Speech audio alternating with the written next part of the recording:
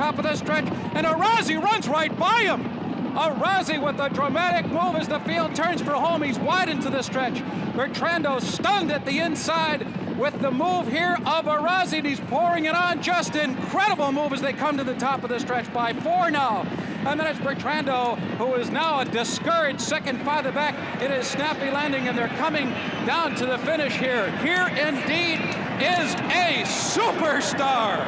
Arazi, absolutely brilliant. He was taken under a hard hold to win it here by 5, and he could have won by 10 perhaps.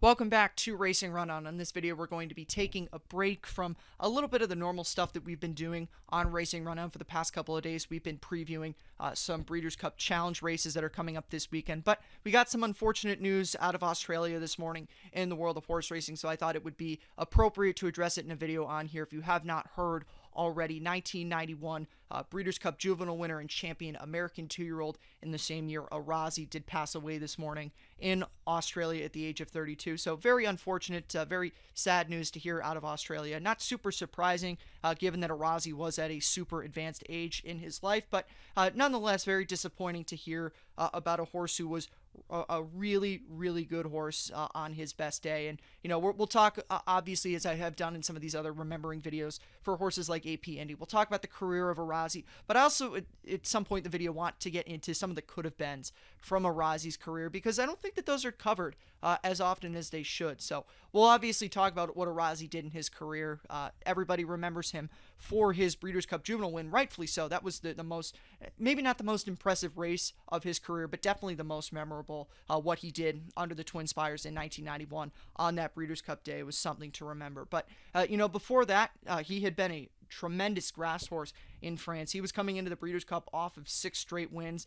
3 of those were in Group 1 stakes, and he had actually won 5 stakes in a row, all in France. It was his first start on dirt, which makes what he did in the Breeders' Cup Juvenile all the more impressive. You know, if you have never seen that Breeders' Cup Juvenile, I don't know how you wouldn't have seen that Breeders' Cup Juvenile if you're clicking on this video. But if you have not, I played it in the beginning of the video. I played the stretch run of it, and the video is playing in the background. So this is the 1991 Breeders' Cup Juvenile as I'm talking right now. And, you know, has there ever been a more impressive Breeders' Cup Juvenile is the question when you talk about this race, especially by a 2-year-old of the context of Arazi coming in here. First start on dirt, he was very far wide throughout the entirety of that race. He broke near the back of the field. He was 13th when he made his move. And, you know, you talk about push-button horses.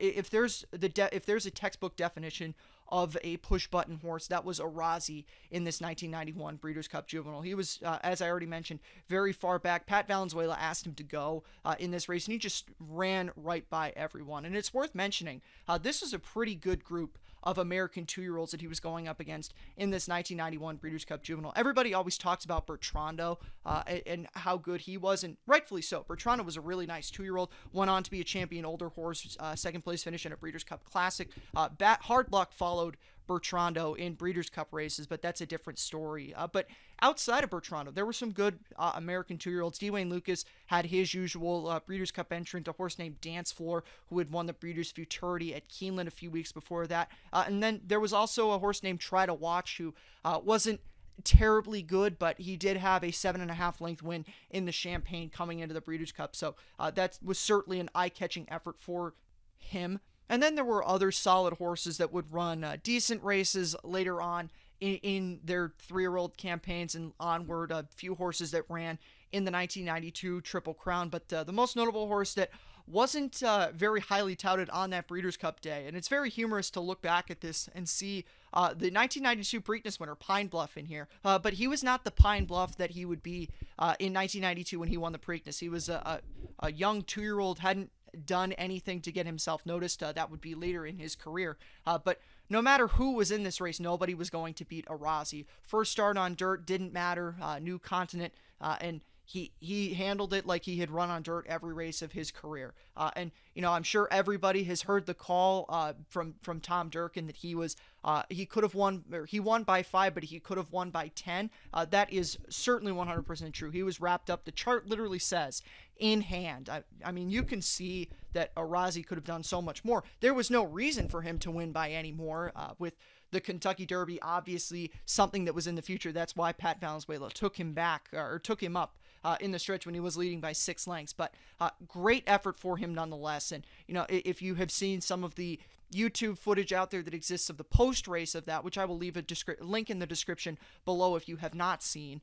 Tom Hammond, wrong Tom for NBC, was talking about how Arazi was running by horses like they were tied to a post, and that was perfect description for that. They looked like they were standing still when Arazi was running by them. So that's definitely one of, if not the best moves in the Breeders' Cup, and definitely the greatest Breeders' Cup Juvenile performance by a 2-year-old. I know that record of 5 lengths, a margin of victory, has been eclipsed by Street Sense in 2006, but I don't think there's any person out there who would argue that Street Sense Breeders' Cup was more impressive than Arazi's, because Street Sense rode the rail the whole time, and whereas Arazi had to go very wide, won that race by 5, and could have won by many more lengths if he had been allowed to win by that much. So that's what Arazi did as a 2-year-old. Fantastic 2-year-old. I normally would not be happy about a 2-year-old from Europe getting an American award off of one race in the United States, but that certainly would be the exception just because of how exceptional the 1991 Breeders' Cup Juvenile was. So rightfully champion 2-year-old, but unfortunately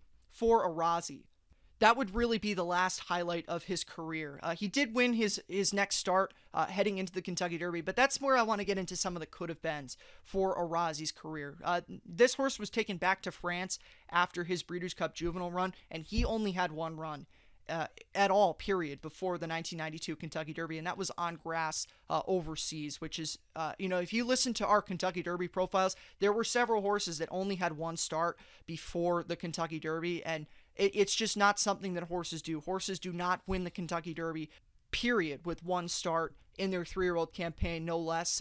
Only one start, and that one start being overseas on turf. And the 2 times that Breeders' Cup Juvenile winners have tried to do that, they've both lost the Kentucky Derby. The 2001 Juvenile winner, Johannesburg, won nicely at Belmont Park, tried to do the same thing, ran one race in Ireland, came over here for the Kentucky Derby. It worked out about as well for him as it did for Arazi. But you look at how good he was in the United States in that Breeders' Cup, and you look at the field that he would have gone up against in that Kentucky Derby. Remember, there was no AP Indy, there was no Bertrando running there. I think if he had had a traditional 3-year-old campaign in the United States, he could have had some fun with that field in the Kentucky Derby. And you even saw a flash of that Breeders' Cup run from Arazi.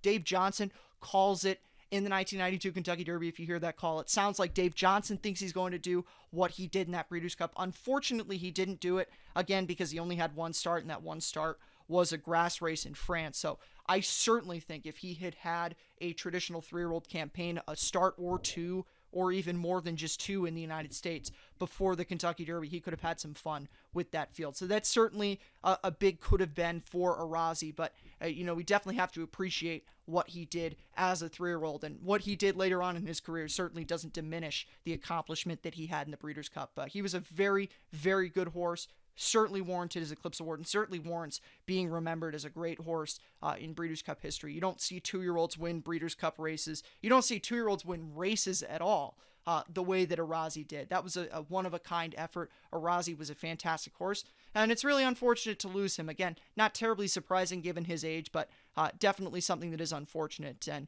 sad for the racing industry. Just thinking about it and putting into perspective how long Arazi had been around for. Arazi was born before the Berlin Wall came down, so that really puts into perspective how long his life was. He lived 32 years, very good life for a horse, but definitely is still sad to lose him. So thank you for stopping by. I wanted to give Arazi his diligence. He certainly deserves the respect that he gets for that 1991 Breeders' Cup Juvenile. And his runs in France as a 2-year-old were great. He is probably one of Europe's better 2-year-olds in the last 50 years, given the accomplishments, the 3 Group 1s there in general. So fantastic 2-year-old on both continents. Unfortunate he didn't get to prove what I think he could have been able to do if he had been given the opportunity to run more on dirt. But we remember him for his accomplishments, and it's unfortunate to lose him, but we're glad he gave us the memories that he gave us. So appreciate you for stopping by. Definitely feel free to check out some of the other stuff that we are doing this weekend on Racing Rundown for some of the Breeders' Cup Challenge races, and hopefully next video will be of a lighter topic. Have a good one. Thank you for stopping by.